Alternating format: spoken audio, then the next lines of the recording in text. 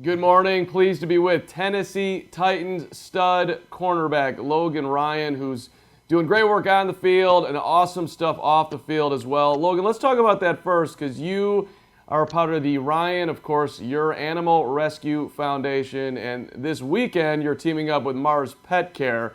Now, I've got my brother's dog, Luna the dog, that I do an incredible job of taking care of when he lets me. Why is this something that's important to you? And I know it's important to your wife. And it's also Better Cities for Pets Adoption Weekend, so know that. Go ahead and tell me why this is something that's been so important for you for a while now.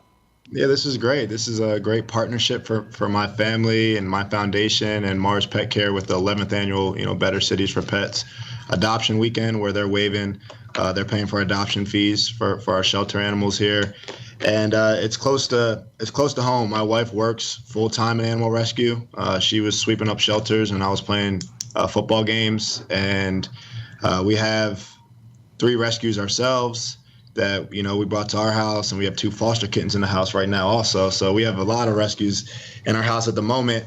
And always loved animals, but I wanted to do something, use my platform to give a voice for the voiceless, I like to say, and they can't always speak for their rights and speak for what they need. So I try to do that for them and try to take it bigger than football and try to be a good example for the kids out there.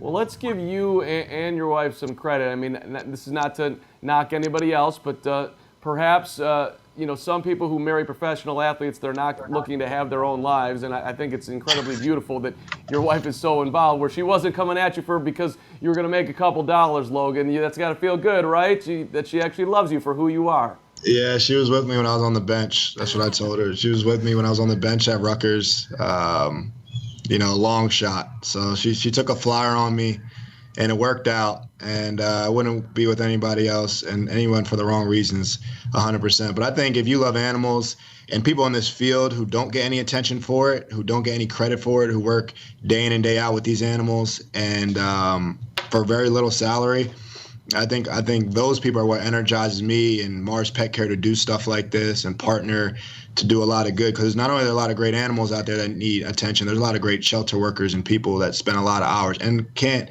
forget the countless volunteers that take time to walk all these animals too, to help them find homes. So there's a lot of people in this field, and I get a lot of attention for it, but it's a lot bigger than just me. You mentioned Rutgers and your college experience. How well did you know Eric LeGrand? I knew Eric really well. He was part of my recruiting trip there. He was part of one of the people that hosted me when I was 17 years old visiting Rutgers, and I was on the field the day of his accident, and I was there when they told him he'll never, live again, let alone breathe again without a machine, and he's done all that and more, and inspired so many people, and one of the greatest role models and athletes that we have in this country. Did you consider at the time, or even now, do you think, you know what, I'm not 100% certain I want to put myself at risk playing the game of football? No, I didn't. I saw players on our team do that, and, power to them. It's your right, and you don't understand how dangerous this game could be. Obviously, it's a very physical game, but, it didn't deter me at all. It was freakish, but, the keeping your head up and the helmet talk and all that stuff is very serious. We understand that more than we ever do now with CTE and all the great research that's coming out about that. So we're trying to make it a safer game for sure. Yeah. How are you looking at the NFL preseason? Because you see all around the league that guys are just not playing, and then there's this push for 18 or 17 regular season games, which that's you're adding on to an already incredibly stressful season. How do you view the whole what's coming as far as the preseason and the regular season? Well, on top of many other things I do, I'm one of the team reps there, and we're definitely trying to do what's best for the player. If we talk about player safety, I don't see why playing more games makes sense. Other than that's all financial, and then the financials would have to go up, obviously. So it's a huge balance there.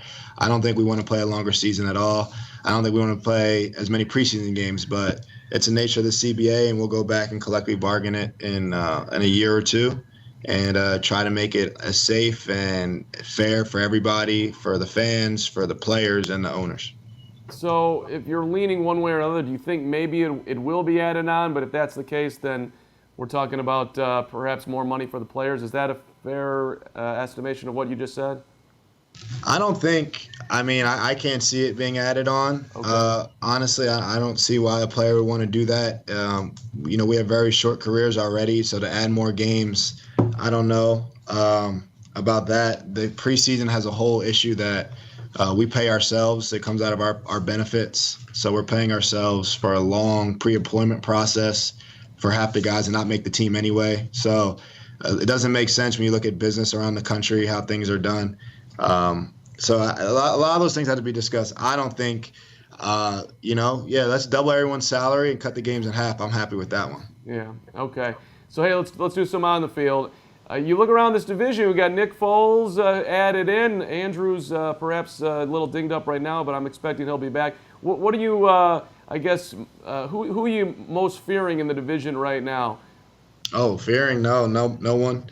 I wouldn't. That's not a good word to use. I think that we're really excited for Cleveland. Obviously, they have a lot of weapons on offense. They're a lot of a buzz right now, and they have some gritty guys. Baker Mayfield's a great quarterback. Jarvis Landry, Odell Beckham have some good running backs. So I mean, we got a pretty good defense over here. We have a great secondary, I believe in, and we're going to bring our strength to their strength, and we're going to have some fun in Cleveland to kick off the season. I think there's no better opener than that one. And then, we have some weapons on our offense, too, with Adam Humphries, Delaney Walker coming back from injury, Corey Davis coming off a career year, Derrick Henry coming back with Deion Lewis, and Roger Saffold helping out the offensive line. So I think the Titans got better, too. So when I came here 2-3 years ago, I don't think people would say it was the strongest division, but you can argue it's one of the strongest divisions in football. And I'm excited to play. We got to win a division in order to, get to the playoffs. Since you mentioned the opener, do you pay attention to what Baker says? He says a lot. No, I can't pay attention to all of it. I'm in training camp world, so I barely get any news after I check up on all my kids and wife and dogs and cats. So, no, I don't pay attention to all of it. We got Pittsburgh coming to town, and that's always good to play against Ben Roethlisberger. He's a great quarterback, and then we'll get game planning on Cleveland and roll it out there. So we'll see. Are you the player you are today if you don't go against Tom Brady in practice to start your career week after week? Probably not. It definitely made me better. I had no choice to, because if you didn't, he was going to embarrass you day in and day out. And you gotta kind of put your foot down there. And definitely everything in my past, good and bad, has made me the man I am today. And just practicing against him last week when they came here was a lot of fun. It was a big chess match, and he definitely won some moves, and we got some as well. So it's a great test. And he's a testament of the best athlete in sports right now, with how he takes care of his body and defying the age thing. And he's so efficient in his throwing motion and everything. So he's still waking up early every day and getting it. And he's been playing like 20 years longer than me, so I have no excuse not to wake up early every day and go after it. So it's an opportunity, right? You can go to school on a guy like that and be like, okay, you're at the top of the profession. This is what you do. I'm going to incorporate X, Y, and Z to make me better.